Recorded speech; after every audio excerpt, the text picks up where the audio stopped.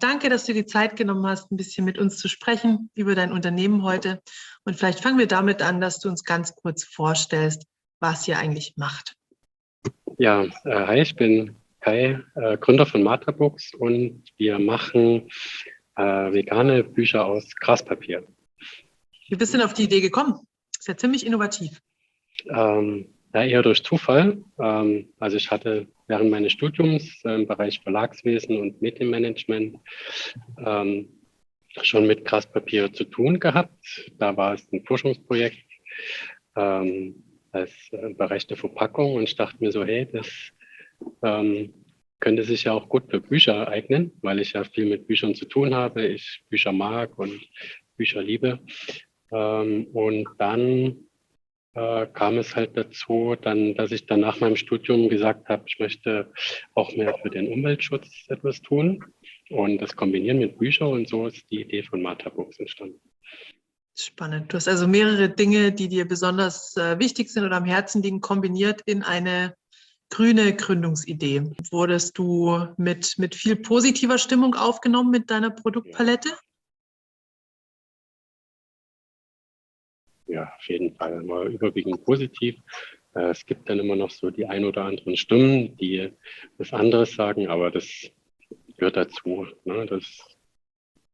So ist es halt. Ne? Es ist halt vielfältig und bunt und kann nicht immer alles auch positiv oder negativ sein, sondern weil so ein Mix beziehungsweise überwiegend positiv. Und wir haben ja auch mit unseren Büchern, die sind ja auch alle kunstvoll und liebevoll illustriert. Das ist ja auch was Besonderes. Das gibt es meines Erachtens in der Form so stark auch nicht in dem Büchermarkt. Es gibt mal immer so vereinzelte, schöne Bücher, keine Frage. Aber dass sich ein Verlag darauf spezialisiert hat, da wirklich was kunstvoll Ästhetisches zu schaffen, das gibt es so, glaube ich, noch nicht. Wie findest du denn die Künstler und Künstlerinnen, die deine Bücher illustrieren? Ach, das ist unterschiedlich.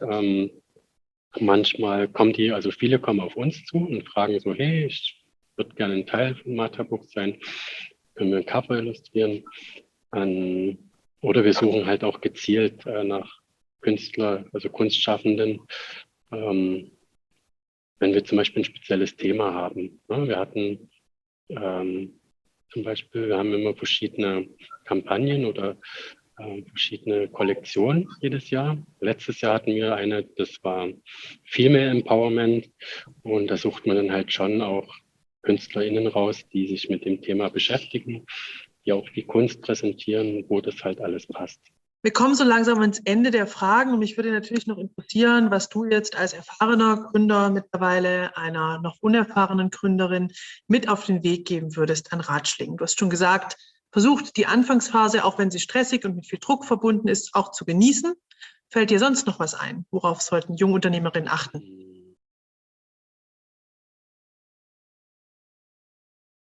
Nicht zu viel nachdenken.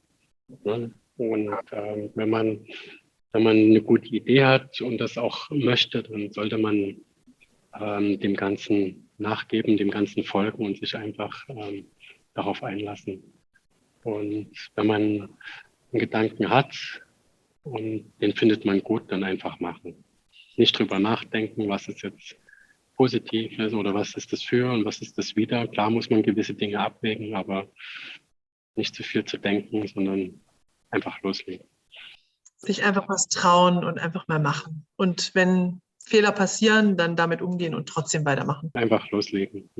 Keine Angst vor Fehlern, einfach mal machen. Das ist ein guter Tipp.